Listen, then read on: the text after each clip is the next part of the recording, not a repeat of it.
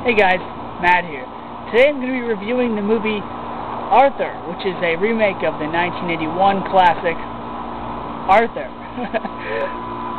Two big differences though.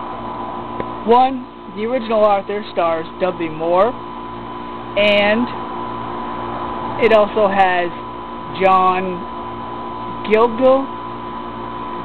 I'm sorry if I'm pronouncing his name wrong. He played Arthur's butler, whereas in the new version of Arthur, Arthur is played by Russell Brand, and his maid, nanny, is played by Helen Mirren.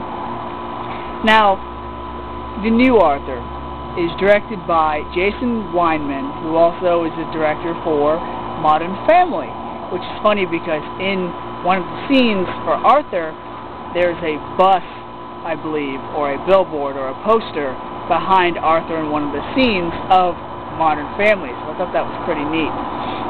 So the basic plot of this movie is Arthur has to marry Jennifer Garner's character. Now, if he doesn't, his mother is threatened to take away all of his money. So at first he thinks he can live without the money because his life is so easy being wealthy and rich, but then he decides, no, I can't, so I'll marry Jennifer Garner. Now, for a Russell Brand movie, going into this movie, I thought, it's Russell Brand, I'm not going to like it. After watching the movie, I came to the conclusion that, though it's Russell Brand, I actually did like the movie quite a bit. I wouldn't say it's one of my favorite movies, but it was comical. It was a lot funnier than I thought it would be. As far as supporting cast goes, Helen Mirren's the nanny. Luis Guzman plays plays Bitterman, who's a butler who has some, he's not in the movie a whole lot, but his roles are small, and I think they really underutilized Luis Guzman, but his roles were a lot like John Turturro's in Mr. Deeds. It also stars Nick Nolte as Jennifer Garner's father in the movie, and also Gina Gerwig, I believe is her name. She looks a lot like, if you were to take Allison Hannigan and Allison Mack and put them together, you would get this girl.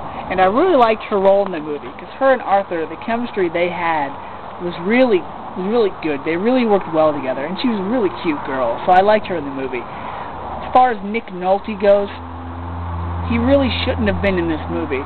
And I'm not saying the role of the father shouldn't have been in this movie, but Nick Nolte, as an actor, he shouldn't have played that role, because Nick Nolte's voice has gotten really hoarse. And, I mean, you can't understand him half the time in the movie. Besides when he whispers is the only time you can understand him. So, his role, or as far as Nick Nolte goes, shouldn't have been in the movie.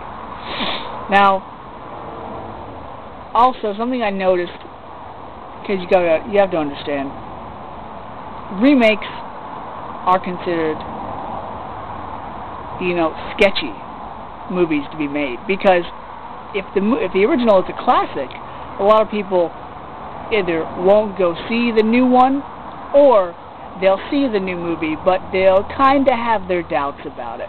And I do like the original Arthur. I don't think it's one of my favorite movies. Why I didn't go into this movie thinking, okay, well, it's a remake of one of my favorite movies, so I'm gonna, have my hopes up really high for it. No. I do think that Russell Brand was probably a little too young for his role in this movie. I thought they would have cast somebody like Steve Coogan, who played the director in Tropic Thunder, and he was also in Hamlet 2, and a bunch of other roles. Russell Brand's character just was too young. He seemed more like he was in his mid-20s and was like Richie Rich all grown up, whereas Dudley Moore in the original was a grown-up. He was just a kid in a grown-up's body.